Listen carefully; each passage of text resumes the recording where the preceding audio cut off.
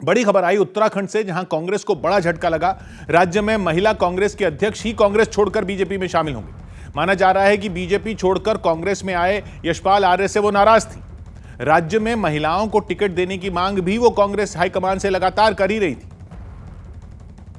लेकिन उनकी मांगों को खारिज किया जा रहा था। इसी बात से नाराज होकर उन्होंने कांग्रेस का साथ छोड़ दिया। एहतशाम हमारे साथ जुड़ रहे हैं। एहतशाम, तो अभी बीजेपी में टिकट मिल रहा है, इस वजह से है? जी जी किशोर, देखिए ये कांग्रेस पार्टी के लिए बहुत बड़ा झटका है, क्योंकि सरिता आर्या उत्तराखंड में महिला कांग्रेस की अध्यक्षा थी। वो एक बहुत ही कद्दावर नेता थी कांग्रेस पार्टी की, लेकिन अब उन्होंने कांग्रेस पार्टी को छोड़ दिया है और बीजेपी का दामन थाम लिया है। बताया यह भी जा रहा है कि हो सकता है वो बीजेपी की तरफ से नैनीताल से प्रत्याशी हो, क्योंकि वो पहले वहां विधायक रह चुकी हैं। वहीं कांग्रेस पार्टी का कहना है कि सरिता आर्या को निष्कासित कर दिया गया 6 साल के लिए, लेकिन जाते जाते सरिता आर्या ने अपनी पार्टी पर कटाक्ष कसा, प्रियंका गांधी के कैंपेन पर कटाक्ष कसा और यह कहा कि पार्टी में महिलाओं का सम्मान नहीं रहा है।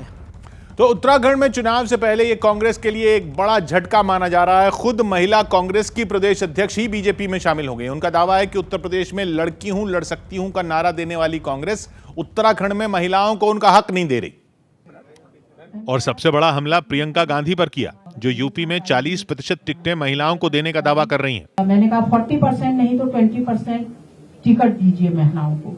मैं महिलाओं का सम्मान नहीं कर पाई, मैं अपनी महिलाओं से माफी भी चाहती हूँ कांग्रेस में। देहरादून के बीजेपी दफ्तर में सरिता आर्य को देखकर लोग हैरान हो गए। उन्हें पार्टी में शामिल करवाने के लिए मुख्यमंत्री पुष्कर सिंह धामी खुद पहुंच गए। पुष्कर सिंह धामी ने भी कांग्रेस पर हमले का मौका नहीं चूका। उन्होंने कहा है कि मैं महिलाओं के लिए जो करना चाहती थी कांग्रेस उसको करने नहीं देती। सरिता आर्य का दावा है कि उन्होंने बिना किसी शर्त के बीजेपी का दामन थामा, लेकिन सूत्र बताते हैं कि वो नैनीताल सीट से चुनाव लड़ना चाहती थी और यही इच्छा उनके लिए कांग्रेस छोड़ने की वजह भी बन गई, क्योंकि कांग्रेस पार्टी उन्हें इस बार नैनीताल सीट से टिकट देने के पक्ष में नहीं थी, जिसकी वजह बन रहे थे यशपाल आर्य, जो अपने बेटे के साथ बीजेपी छोड़कर कुछ दिन पहले ही कांग्रेस पार्टी में शामिल हुए थे। यशपाल आर्य के बेटे संजीव आर्य नैनीताल सीट पर सरिता आर्य के रास्ते का कांटा साबित हुए।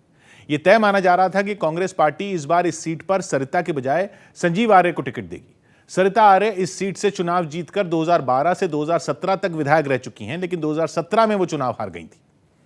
सौभाग्य की एक बात यह कि सरिता आर्य नैनीताल नगर पालिका की अध्यक्ष रह चुकी हैं और नैनीताल विधानसभा सीट से वो 2012 में विधायक भी चुनी गई थी, जिन्हें पिछली बार बीजेपी के संजीव आर्य ने हरा दिया था, जो इस बार अपने पिता यशपाल आर्य के साथ कांग्रेस में शामिल हो चुके हैं। और माना जा रहा है कि नैनीताल में कांग्रेस का टिकट मिलने की गारंटी नहीं मिली तो सरिता आर्य ने बगावत कर दी और उत्तराखंड महिला कांग्रेस की 2 उपाध्यक्ष के साथ बीजेपी में शामिल हो गई।